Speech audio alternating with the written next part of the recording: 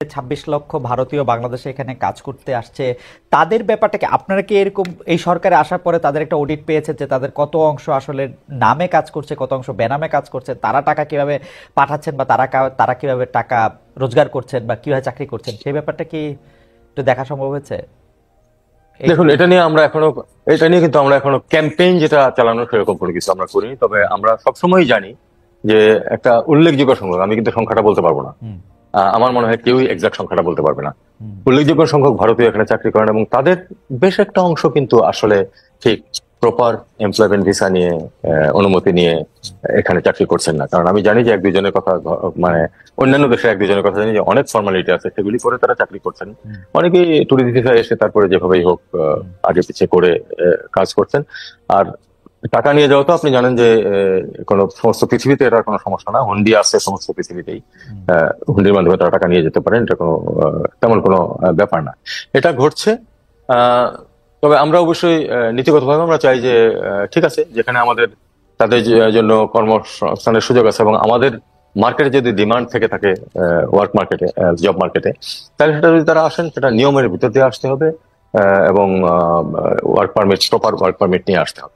এটা নিয়ে এখনো কোনো ক্যাম্পেইন কিন্তু আমরা শুরু করিনি, তবে এ ধরনের একটা কথা প্রচলিত আছে। আপনারা কি এখনো পরীক্ষা করে মানে দেখছেন না, বা এটা নিয়ে আসলে কোনো মানে আপনি যেটাকে ক্যাম্পেইন বলতেছেন, এটা কোনো একটা দেশ আমার দেখতেছে যে ভারতীয় কতজন এখানে কাজ করছেন বা কেন কাজ করছেন বা তারা বাড়তি সুবিধা নেওয়ার জন্য? কারণ কেউ কেউ বলেছেন যে গত সরকারের সময় ভারতীয় লোকজনকে অবাধে এই কাজ করার সুযোগ দেওয়া হয়েছে, কেউ কেউ বলেছে যে ভারতীয় লোকজন থাকলে তাদের বিভিন্ন জায়গায় অনুমতি পেতে সুবিধা হয়েছে। আপনাদের প্রায়োরিটিতে কি যারা এখানে চাকরি করছেন তারা, মানে ভারতীয় যারা চাকরি করছেন তাদের ওয়ার্ক পারমিট পরীক্ষা করা, তাদের অন্য বিষয়গুলি পরীক্ষা করা, টাকার পাওয়া, কত টাকা তারা এখানে খরচ করছেন, সেইগুলি কি মানে এই মুহূর্তে? এ সম্বন্ধে সঠিক এবং খুব বিস্তারিত তথ্য আমার কাছে নেই। তবে আমি নীতিগতভাবে বলতে পারি যে যারা কাজ করছেন তারা যদি ওয়ার্ক পারমিট নিয়ে কাজ করে থাকেন তাহলে সেটা তো অবশ্যই তারা লিগালি করছেন। যদি ওয়ার্ক পারমিট ছাড়া করে থাকেন তাহলে যে কোনো সময় তো তাদের বিরুদ্ধে মানে তাদের এমপ্লয়মেন্টের বিরুদ্ধে ব্যবস্থা নেওয়া যায়। এটা ভারতের আইনেও আছে, আমাদের আইনেও আছে। Ambassador Hossain, sorry adviser Hossain, আপনি কি এইটা দেখতেছেন যে ভারত বাংলাদেশের বিপক্ষে বলছে যে তারা চিকিৎসার জন্য ভিসা দিবে না, ভিসা একরকম বন্ধ রেখেছে, বাংলাদেশ থেকে কাজ করতে রোমানিয়া যাবে যেহেতু বাংলাদেশে এমবাসি নাই, ওদের এখানে এমবাসি আছে, সেটার জন্য তারা ভিসা দিচ্ছে না, আমাদের এখানে তারা কাজ করতেছে বা কাজ করতেছে না, কি প্রয়োজনে কাজ করতেছে সেইটা কি আমাদের এই মুহূর্তেই দেখা উচিত না? বাংলাদেশে এতজন মানে কি বলে জানি শিক্ষিত বেকার আছে, আমরা এই নির্বাচনের আগে বা এই 5 আগস্টের আগে এটা আমরা অসংখ্যবার শুনেছি যে এরকম একটা পরিস্থিতির মধ্যে আমরা যাচ্ছি। আমরা এটাও শুনেছি যে ভারত যে রেমিটেন্স ভারতে নিয়ে আসে তার মধ্যে একটা বড় অংশ বাংলাদেশ থেকে নেয়। এইটা দেখুন, আপনি সর্বশেষ যে তথ্যটা দিলেন এটা কিন্তু ভারতীয় পত্রপত্রিকাতে আমি দেখেছি, আমি বাংলাদেশের কোনো পত্রিকায় দেখিনি। ভারতীয় পত্রপত্রিকাতে বা তাদের স্ট্যাটিস্টিক্সে দেখেছি যে বেশ বড় একটা অঙ্ক এখান থেকে রেমিটেন্স হিসেবে যায় এবং সেটা সম্ভবত ওয়ার্ল্ড ওয়াইড ভারতে যা রেমিটেন্স আছে তার 4th বা 5th পজিশনে। তার মানে এটা তো অফিসিয়ালি হয়তো যাচ্ছে, কারণ আনঅফিসিয়ালি ফিগারটা ওখানে আসে কিনা আমি জানি না। আপনারা সরকার আসার পরে এটা পরীক্ষা করে দেখবেন না বা দেখার পরিকল্পনা? এটা যারা দেখার কথা তারা নিশ্চয়ই দেখছেন, তাদের আরো অনেক কাজ আছে সেগুলিও তারা করছেন পাশাপাশি। আপনি জানেন যে অর্থনীতির অবস্থা অত্যন্ত নাজুক অবস্থায় আছে এবং সেটা সামাল দেওয়ার জন্য আমরা অত্যন্ত যোগ্য দুজন মানুষকে পেয়েছি, বাংলাদেশ ব্যাংকের গভর্নর এবং আপনার ফাইন্যান্স অ্যাডভাইজার। তারা এগুলি সবই সামাল দেওয়ার চেষ্টা করছেন। আমি আমার তরফ থেকে এটা নিয়ে কোনো কথা বলি না, কারণ প্রত্যেকেরই তো প্রায়োরিটিজ আছে। এখন এটা প্রায়োরিটিতে উপরের দিকে থাকা উচিত কিনা? একদিকে আমাদের বেকার সমস্যা আছে, অন্যদিকে আমাদের রেমিটেন্স যদি অকারণে শুধুমাত্র আরেকটা সরকার আরেকটা দলকে তুষ্ট করার জন্য যদি কিছু ভারতীয় এখানে চাকরি করতে থাকতো, তাদের মধ্যে যদি কেউ বেনামে কাজ করতো, তাদের মধ্যে কেউ যদি এখান থেকে মূল্যবান আমাদের আপনি এটা নিয়ে সবচেয়ে বেশি সোচ্চার। আপনি সবসময় বলেছেন যে আমাদের মধ্যপ্রাচ্যের লোকজন এত কষ্ট করে এখানে টাকা পাঠায়, আমরা যেন তেন ভাবে সেই টাকাটা তো একটা করতে পারি না। এটা প্রায়োরিটিতে থাকা কি উচিত না? আমি সেটাই শুধু জানতে চাইছি। না, অবশ্যই প্রায়োরিটিতে থাকা উচিত এবং আমার বিশ্বাস যে যারা কর্তৃপক্ষ তারা এ ব্যাপারে তথ্য সংগ্রহ করছেন এবং এ ব্যাপারে অবশ্যই স্বাভাবিক ব্যবস্থা নিলেই তো কোনো সমস্যা নেই। মানে যারা আইনসঙ্গত ভাবে থাকছেন না তাদের বিরুদ্ধে ব্যবস্থা নেওয়া যেতে পারে। আমার কাছে যে কেন এটা একটু ফানি লাগতেছে, সরি ফানি না, ফানি ইজ স্ট্রং ওয়ার্ড, আমার কাছে এটা কিরকম লাগতেছে, আমরা ইন্ডিয়ার সাথে এত কথা বলতেছি, এত জায়গা দিতেছি, যেই জায়গা থেকে ওরা আমাদেরকে টাকা নিয়ে যাচ্ছে, বা যদি এটা অকারণে নিয়ে যায় থাকে, এটা তো পরীক্ষা করার প্রায়োরিটিতে উপরে থাকার কথা, এইটা প্রায়োরিটিতে পেছনে কেন? মানে আমি কিন্তু একই প্রশ্ন বাংলাদেশ ব্যাংকের গভর্নর এবং বাংলাদেশের ফিনান্সিয়াল অ্যাডভাইজারকেও করতে চেয়েছি, করেছিও, মানে আমি ঠিক জবাবটা পাই নাই, কেন এটাতে দেরি হচ্ছে এটা আমি ঠিক জানি না।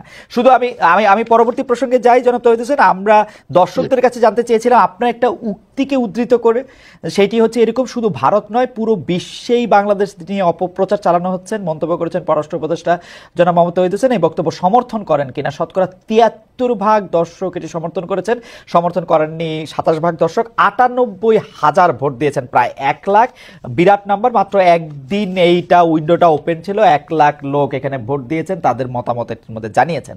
আমি একটু এই প্রসঙ্গেই আপনি মতামত দিতে পারেন, আমি শুধু প্রশ্নটি করে রাখি যে সোমবার ঢাকায় বিদেশি মিশনগুলির আমন্ত্রণ জানায় এক কূটনীতিক ব্রিফিং করতে হয়েছে আপনাকে, আপনাদের জন্য আপনি কি বিবেচনা করেন, এটা একটা কঠিন সময়, এইটা কি তারই প্রতিফলন?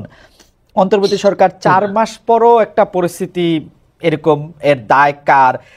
এবং বিদেশি কূটনীতিবিদরাও বলেছেন যে সংখ্যালঘুরা ভালো নেই, এরকম পরিস্থিতি তারা শুনছেন। আপনারা এটাতে মানে এটা কি বলবেন, এটা কোন জায়গায় একটু ঘাটতি থেকে যাচ্ছে বাংলাদেশে, বা আপনি বলছেন যে সংখ্যালঘুদের জন্য এরকম পরিস্থিতি সৃষ্টি হয় নাই, তাহলে এটা কেন হচ্ছে?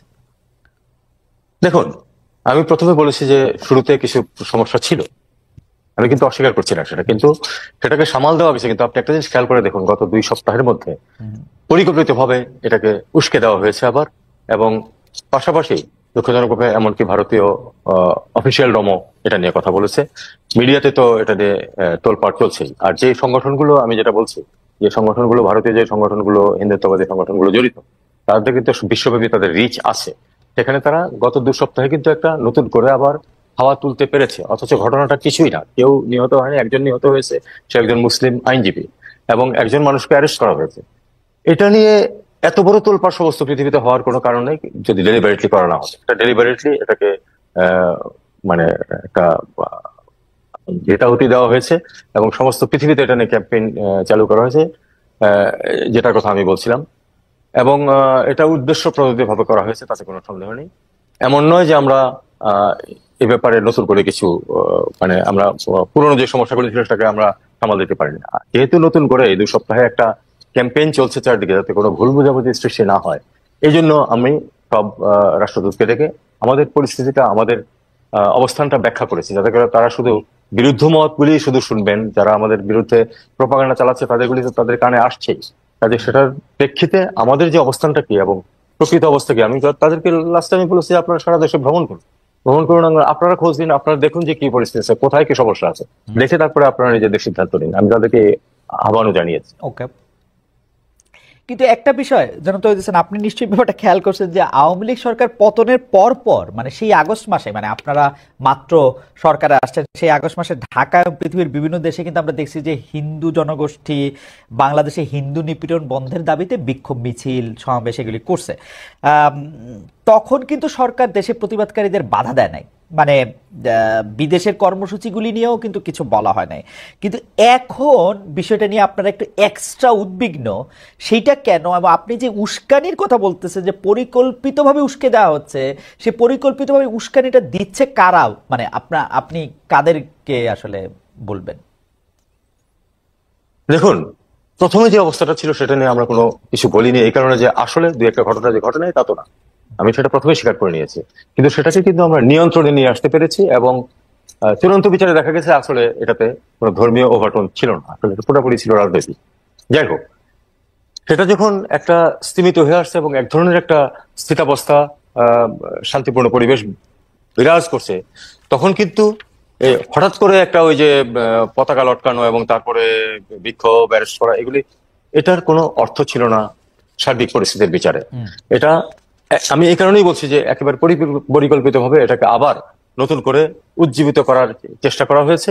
এবং আমি এর আগেও বলেছি, সেটা হলো যে তাদের সমস্ত পৃথিবীতে রিচ আছে, কারণ এই সংগঠনগুলো যথেষ্ট অর্থশালী, তারা বিভিন্ন দেশে তাদের এই প্রোপাগান্ডা চালাতে পারছে, যে কারণে এই পরিবেশটা সৃষ্টি হয়েছে। এবং আমাদেরকে এটাকে কাউন্টার করার জন্য আমার ডাকতে হয়েছে রাষ্ট্রদূতদেরকে, না হলে এটা তো এর আগে তো এটা প্রয়োজন ছিল না, এই জন্য আমরা করিনি।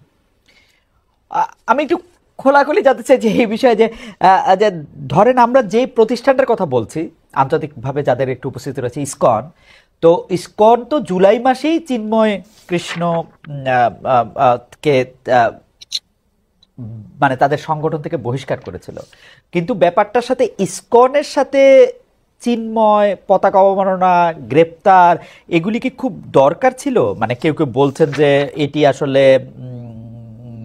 মানে মানে এই এই চিন্ময় কৃষ্ণদাস ব্রহ্মচারীকে গ্রেপ্তার করে তারা আলোচনার বদলে মামলা গ্রেপ্তারে সরকার কেন গেল, সেইটাও একটা প্রশ্ন। আপনার কাছে কি মনে হয়, আপনি যদি একটু ছোট করে বলতেন? আমি যেটা খুব ছোট করে বলি সেটা হলো যে আসলে যে পরিস্থিতি ছিল এবং যেভাবে প্রভোগ করা হয়েছিল তাকে তো অ্যারেস্ট না করে উপায় ছিল না, কারণ আইন অনুযায়ী তাকে অ্যারেস্ট করতে হয়, মামলা হয়েছে, অ্যারেস্ট করেছে, বেল দেয় নাই, সেটা হলো জুডিশিয়ারির ব্যাপার। এবং তারপরে তো আরো উচ্চতর আদালতে যাওয়ার সুযোগ ছিল, তা না করে তারা কিন্তু সেখানে ভায়োলেন্স করেছে চিন্ময়ের যারা সহযোগী সহকারী আছে। তো আমিও শুনেছি বা পত্রিকাতে পড়েছি যে চিন্ময়কে ইসকন থেকে বহিষ্কার করা হয়েছে। তাহলে ইসকন সেটা এখন স্পষ্ট করে জোরে বলুক, ভারত থেকে সেটা বলা হোক যে প্রেস কনফারেন্স করে বলেছে ইসকন পরদিনই যে আমাদের সাথে চিন্ময় কৃষ্ণের কোন রকম কোনো সম্পর্ক নেই। দেখুন, তারপরেও কিন্তু ভারতীয় মিডিয়া এটাকে কিন্তু ইসকনের বিরুদ্ধে যে একটা ব্যবস্থা নেওয়া হয়েছে সেটা ভেবে কিন্তু উত্থাপন করছে এটাকে।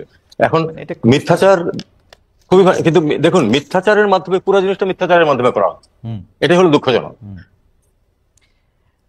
কিন্তু ভারতীয় মিডিয়াকে মানে ধরেন একটা দেশের মিডিয়ার কিছু অংশ, আমি বলবো যে ভারতীয় মিডিয়াও আমি খেয়াল করি, কিন্তু তার আসলে 15 থেকে 20 ভাগ, এবং আমি এটা স্পষ্ট বলি, ভারতীয় মিডিয়ার মিথ্যাচার মানে যদি আমরা একদম নাম উল্লেখ করে বলি, ধরেন আমি নাম উল্লেখ করে বলি,